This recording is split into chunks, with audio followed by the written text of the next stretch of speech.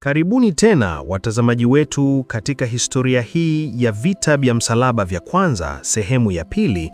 Tunaendelea tulipoishia. Hali ya bara Ulaya kwa kipindi hicho. Kufikia karne ya 11, idadi ya watu barani Ulaya ilikuwa imeongezeka sana kutokana na maendeleo ya kiteknolojia na ubunifu katika kilimo uliowezesha biashara kustawi. Kanisa Katoliki lilikuwa limekuwa na ushawishi mkubwa katika ustaarabu wa Magharibi. Jamii ilikuwa imepangwa kwa mfumo wa manoriali, umiliki wa mashamba makubwa, na ufeudali, utawala wa mabwana na watumishi, ambapo wapiganaji, knights, na mabwana wengine walilazimika kutoa huduma za kijeshi kwa wakuu wao kwa kubadilishana na haki ya kutumia au kukodisha ardhi na mashamba. Katika kipindi cha mwaka 1050 hadi 1080, harakati ya marekebisho ya Gregorian ilianza kuwa na msimamo mkali zaidi, ikilenga kuongeza nguvu na ushawishi wake.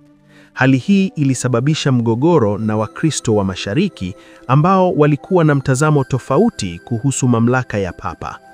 Kanisa la Mashariki lilimchukulia Papa kuwa mmoja tu kati ya viongozi watano wakuu wa kanisa, patriarki, pamoja na wale wa Alexandria, Antiokia, Konstantinopoli na Yerusalemu. Mwaka 1054, tofauti za desturi, imani na utendaji zilisababisha Papa Leo wa 9 kutuma wajumbe kwa Patriarch Michael wa kwanza Cerularius wa Konstantinopoli, jambo lililoishia kwa kutengana kwa kanisa la Mashariki na Magharibi. Wakristo wa mwanzo walikuwa wamezoea kutumia nguvu kwa ajili ya kulinda jamii.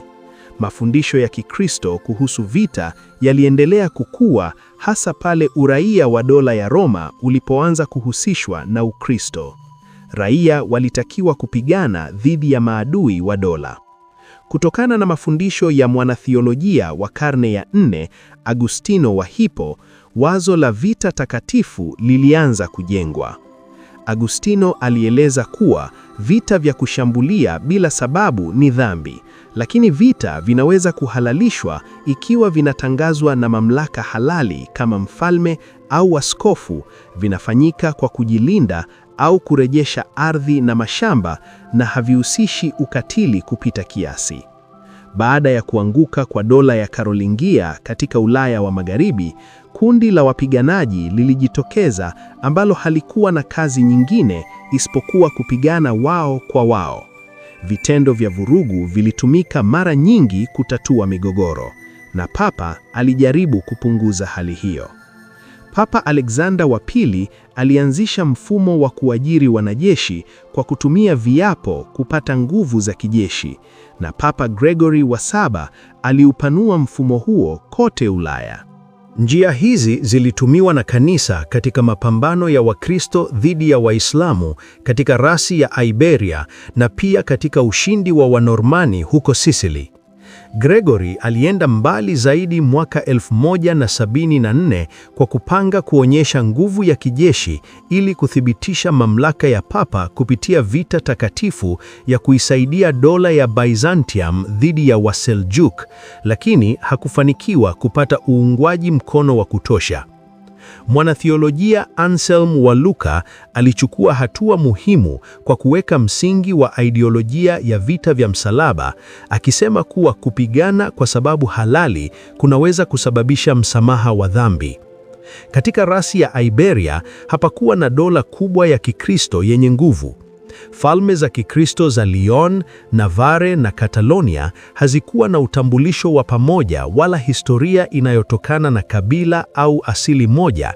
Hivyo mara nyingi zilikuwa zinaungana na kisha kugawanyika katika karne ya 11 na ya 12. Ingawa zilikuwa ndogo, zote ziliendeleza mbinu za kijeshi za tabaka la wakabaila au aristokrasia, na mwaka 1031 kusambaratika kwa ukalifa wa Cordoba kusini mwa Hispania kulitoa fursa ya kupanua maeneo yao, hali ambayo baadaye ilijulikana kama Reconquista.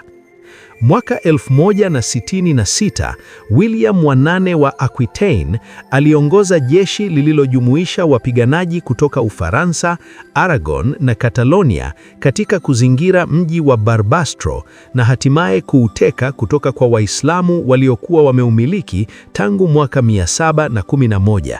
Tukio hili lilipata uungwaji mkono kamili wa Papa Alexander wa pili na makubaliano ya kusitisha mapambano yalitangazwa huko Catalonia, huku washiriki wakipewa msamaha wa dhambi.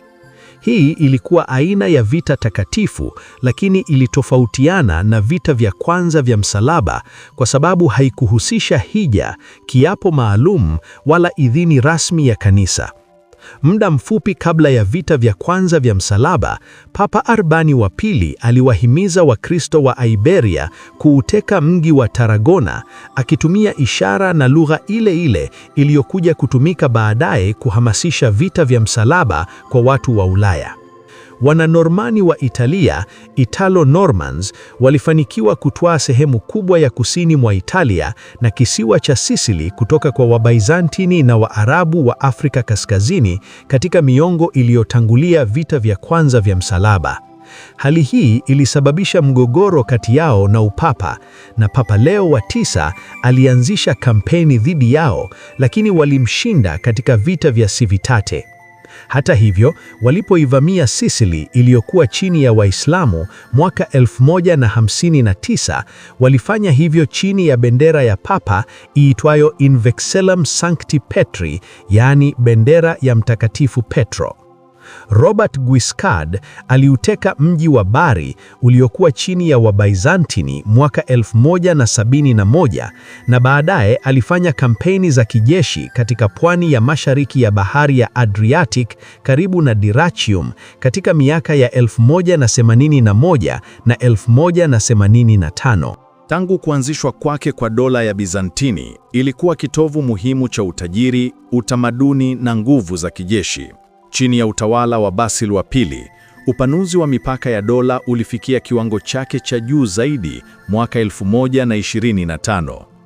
Mipaka ya dola ilienea hadi mashariki kufikia Iran, huku Bulgaria na sehemu kubwa ya kusini mwa Italia zikiwa chini ya udhibiti wake, na uharamia katika bahari ya Mediterania ulikuwa umedhibitiwa.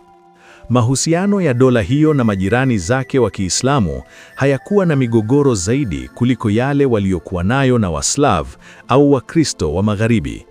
Wanormani waliokuwa Italia, makabila ya Pecheneg, Waserbia na Kuman kaskazini, pamoja na Waturuki wa Seljuk mashariki, wote walikuwa wakishindana na dola hiyo. Ili kukabiliana na changamoto hizi, watawala wa Bizantini waliwaajiri wanajeshi wa kukodi, hata wakati mwingine kutoka kwa maadui wao. Ulimwengu wa Kiislamu nao ulikuwa umefanikiwa sana tangu kuanzishwa kwake katika karne ya 7, ingawa mabadiliko makubwa yalikuwa yanakuja. Mawimbi ya awali ya uhamiaji wa Waturuki kuelekea Mashariki ya Kati yaliunganisha historia ya Waarabu na Waturuki kuanzia karne ya 9. Hali ya kisiasa katika Asia ya Magharibi ilitikiswa zaidi na mawimbi ya baadaye ya uhamiaji wa Waturuki, hasa kuwasili kwa Waturuki wa Seljuk katika karne ya 10. Seljuk walikuwa ukoo mdogo wa watawala kutoka Transoxania. Walikubali Uislamu na kuhamia Iran kutafuta mafanikio. Ndani ya miongo miwili iliyofuata, waliteka Iran, Iraq na maeneo ya Mashariki ya Kati. Seljuk na wafuasi wao walikuwa Waislamu wa madhehebu ya Sunni, jambo lililosababisha migogoro huko Palestina na Syria dhidi ya ukhalifa wa Fatimid wa madhehebu ya Shia. Seljuk walikuwa watu wa kuhamahama, wazungumzaji wa Kituruki na wakati mwingine walifuata imani za Shamani, tofauti na watu waliowatawala ambao walikuwa wakaaji wa kudumu na wazungumzaji wa Kiarabu. Tofauti hii ilidhoofisha mifumo ya utawala, hasa kwa sababu Seljuk walikuwa na tabia ya kugawa maeneo kulingana na upendeleo wa kisiasa na ushindani kati ya wakuu huru badala ya mipaka ya jiografia. Mfalme Romanos IV Diogenes alijaribu kuzuia mashambulizi ya mara kwa mara ya Seljuk, lakini alishindwa katika vita vya Manzikert mwaka 1071, tukio pekee katika historia ambapo mfalme wa Bizantini alitekwa na kamanda wa Kiislamu. Vita hivyo vilikuwa pigo kubwa, vilivyofungua njia kwa mafanikio makubwa ya Seljuk, na pia vilichangia kuibuka kwa wito wa vita vya kwanza vya msalaba. Miji muhimu kama Nikaya na Antiokia ilipotea mwaka 1081 na 1085 mtawalia. Miji hii ilikuwa maarufu sana katika ulimwengu wa Magharibi kwa sababu ya historia yake, na baadaye ililengwa kurejeshewa na majeshi ya vita vya msalaba. Kuanzia mwaka 1922, hali ya kisiasa katika Mashariki ya Kati ilianza kuvunjika kufuatia kifo cha mtawala mwenye nguvu wa dola ya Seljuk, Nizam al-Mulk. Hili lilifuatiwa kwa karibu na kifo cha Sultan Malik Shah na Khalifa wa Fatimid, al-Mustansir Billah. Ulimwengu wa Kiislamu uliingia katika hali ya mkanganyiko na mgawanyiko na ukapuuzia mambo ya nje. Hivyo wakati vita vya kwanza vya msalaba vilivyoanza, vilikuja kwa mshangao.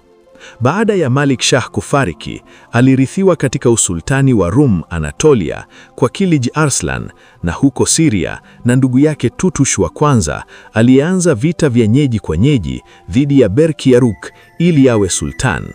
Tutush pilipouawa mwaka 1995, wanawe Ridwan na Dukak walirithi Aleppo na Damascus mtawalia, jambo lililoongeza mgawanyiko katika Syria kati ya watawala waliokuwa wakipingana wao kwa wao, pamoja na Kerboga, mtawala wa Mosul. Misri na sehemu kubwa ya Palestina ilikuwa chini ya udhibiti wa Fatimid. Ingawa khalifa alikuwa al-Mustali kwa jina, mamlaka halisi yalikuwa mikononi mwa waziri al-Afdal Shahanshah. Fatimid walipoteza Yerusalemu kwa Seljuk mwaka 1073, lakini waliweza kuiteka Kena mwaka 1998 kutoka kwa Artukids, kabila mdogo la Kituruki lililohusiana na Seljuk, kabla tu ya kuwasili kwa majeshi ya vita vya msalaba. Kwa leo tuishie hapa, mpendwa mtazamaji wetu. Tukutane kwenye sehemu ya 3 ya simulizi yetu ya vita vya msalaba vya kwanza. Usisahau kulike na kusubscribe chaneli yetu kwa taarifa na video zaidi.